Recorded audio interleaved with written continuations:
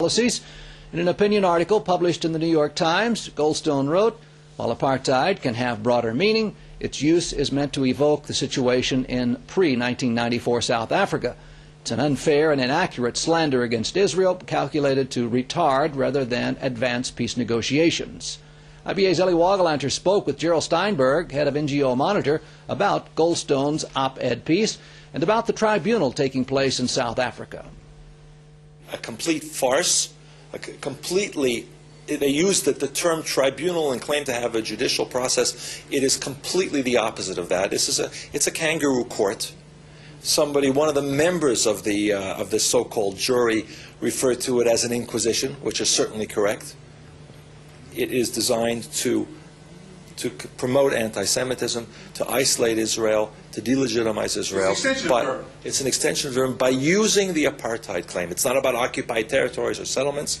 Judge Goldstone, as a former judge in South Africa, as someone who grew up, was raised, and became a judge in South Africa, who participated in the transition from apartheid to a democratic system of equal apartheid, more than anyone else, these people who went through apartheid, certainly blacks who went through apartheid, many of his allies, know that calling Israel apartheid is absolutely, as he said, a slander, a libel, a completely false statement. It's part of political warfare.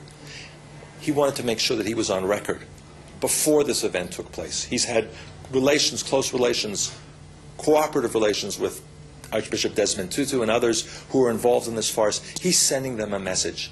Don't do this. Are not involved, saying don't take this seriously. I, Judge Goldstone, who have been very critical of Israel, am absolutely unalterably opposed to this type of slanderous, despicable activity. And how much will Goldstone have on this tribunal taking place this weekend in South Africa?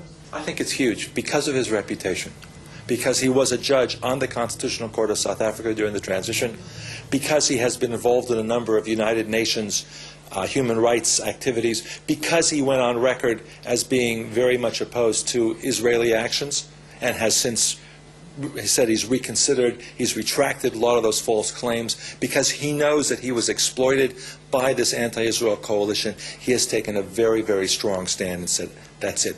This has got to stop. This is unacceptable. And because it's Judge Goldstone, it certainly is resonating. The first organization, the first group of people that I saw that condemned him was Electronic Intifada, someone who has been leading the apartheid campaign, who is really Mr. Israel Apartheid, Ali Abu Nima. He knows that this was a huge blow to his credibility, to Abu Nima's credibility, to Electronic Intifada, to the Palestinian campaign, and therefore clearly it has an effect. And there are those who say that really what Goldstone is doing is just seeking some kind of repentance towards Israel, towards the Jews, for what he's done in the past.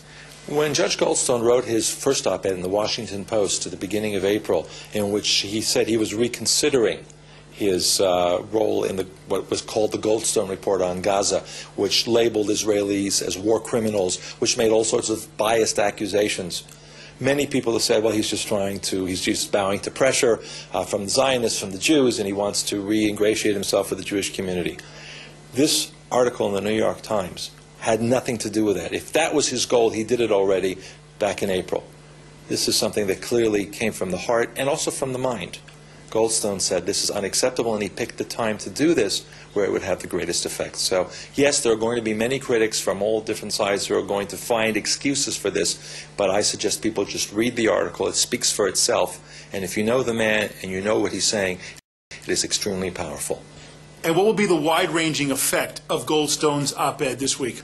I think it is a fatal blow to the BDS movement, to the Israel Apartheid Week activities. Now, every time on any campus in the world or in any other union framework that Israel is linked with apartheid, we can pull out the Goldstone op-ed in the New York Times and said, you people don't know what you're talking about. Here's somebody who knows about apartheid. And it's not just Goldstone. There are a number of victims of apartheid, blacks in South Africa, who said, don't use apartheid. You can criticize Israel, but apartheid, this is not apartheid, as Goldstone said.